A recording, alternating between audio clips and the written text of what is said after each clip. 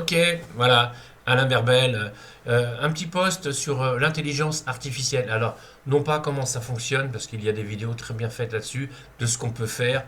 Effectivement, ça va bouleverser toute l'industrie de contenu euh, artistique, journalistique, blog, tout ce qu'on veut, programmateur, puisque ces intelligences artificielles sont capables de prouesses technologiques et dans un temps record. Vous leur soumettez un sujet, ils vous pondent un article instantanément et très bien conçu. Donc ça pose un gros problème.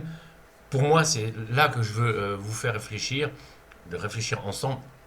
C'est que en fait, ces poignées de milliardaires qui ont investi des milliards effectivement dans ces machines vont s'accaparer toutes nos pensées et devenir, enfin en tous les cas le prétendent, propriétaires de nos pensées au fur et à mesure. Au fur et à mesure. Pourquoi? Parce qu'en fait ces machines auto-apprennent au fur et à mesure qu'on les soumet, pardon, qu'on leur soumet des sujets, et bien même s'ils ne connaissent pas l'information, ils vont aller la chercher.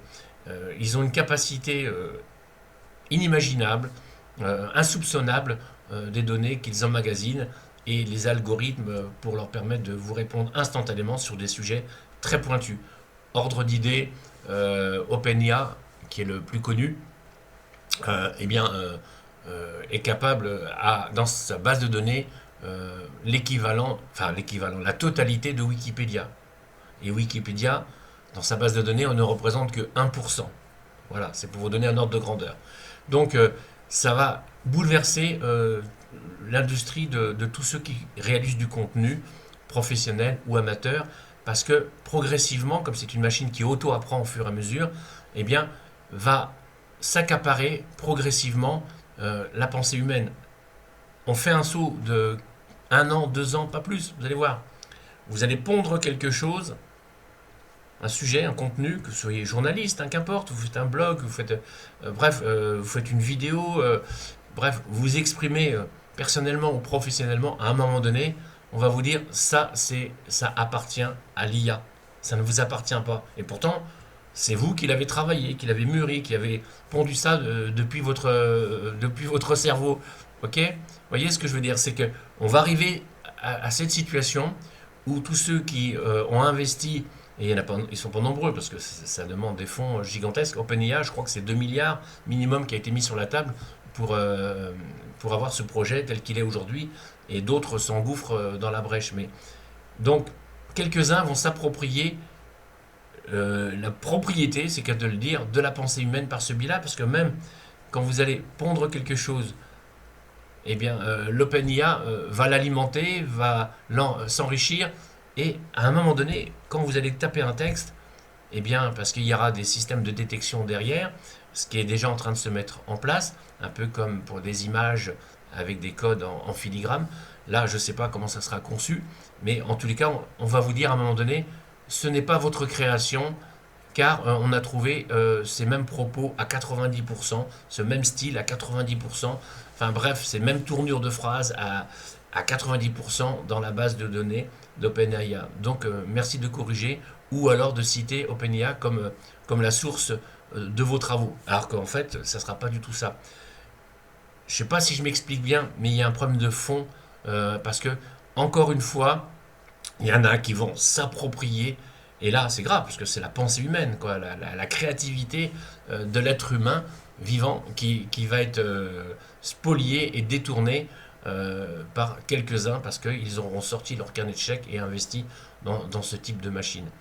Donc ça pose un problème, parce que en fait, ma conclusion, moi, quelle que soit la prouesse technologique derrière, quels que soient ceux qui possèdent ces machines, dans la mesure où ils s'alimentent avec les idées, les contenus de tout ce qui a été réalisé jusqu'à présent sur Terre, dans les livres, dans les supports numériques, eh bien, ils ne peuvent pas prétendre que ça leur appartient, en tout cas pour les propriétaires de ces machines intelligence artificielle.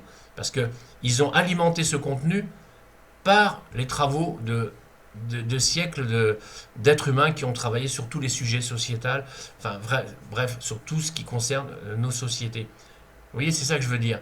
Et là, parce que ils ont investi sur ces machines, ils vont s'accaparer la propriété, ça veut dire que on ne pourra plus prétendre. Et moi, ce que je dis sur le fond, et c'est ça le plus important, c'est quelle que soit l'issue économique euh, de ces entreprises-là, pour moi, elles doivent appartenir à l'humanité tout entière, puisque elles se sont accaparées les travaux de toute l'humanité depuis des siècles et des siècles, et ils l'ont mis dans une base de données. Voilà.